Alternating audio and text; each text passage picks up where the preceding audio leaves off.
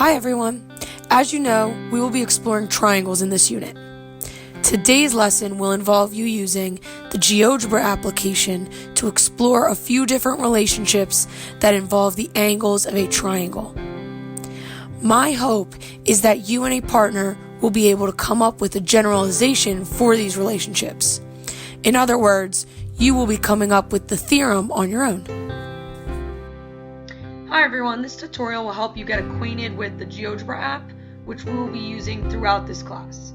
First, you will need to download the free GeoGebra app to either your computer or your smartphone in order to follow along with this video.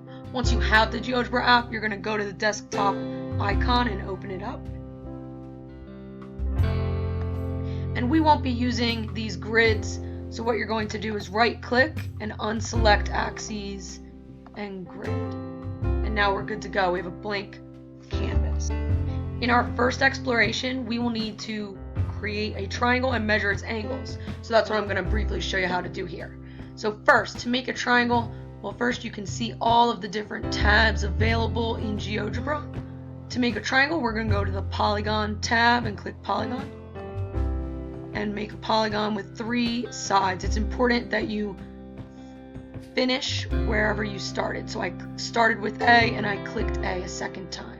And now you've created your triangle. The next thing that you want to do is learn how to measure an angle. So you're going to go to the Angle tab and click Angle. When measuring angles in GeoGebra, it's important that you go clockwise, and you're going to go just like how you would name an angle. So if I'm going to measure angle B, just like I would name it, I would go C to B to A. And now I can see what my angle measure is right here. Also, it shows up on the side tab over here. And it is important to note that you can take these vertices and move them all around, and you can see that the angle measurement will change as you do that. So now at this point you know how to make a triangle and measure its angles, which you will be using a lot throughout this course. GeoGebra's toolbar is filled with different toolboxes that all serve many different purposes. You can create geometric objects.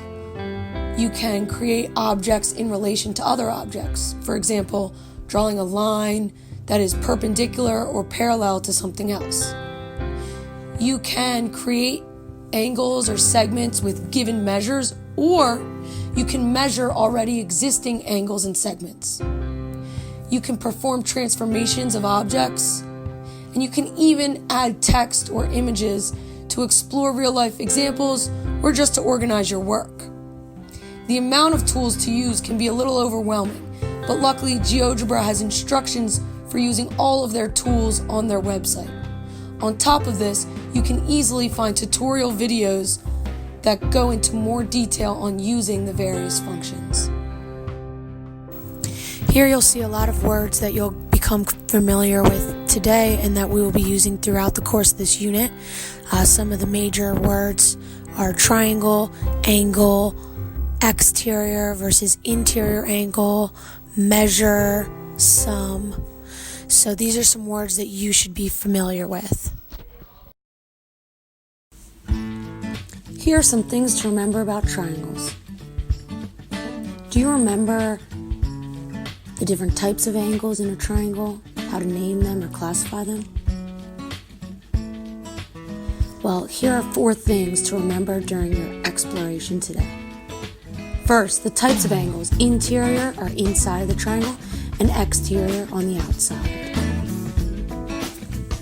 Next, naming angles, either with 3 letters, 1 letter, or using a number.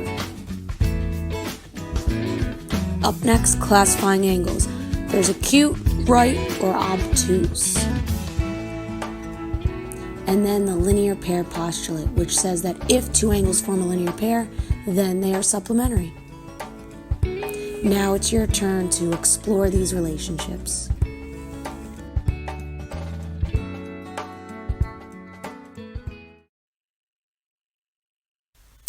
To recap, you and a partner will each be creating triangles and measuring the angles of your triangles in order to see what type of relationship these angles have.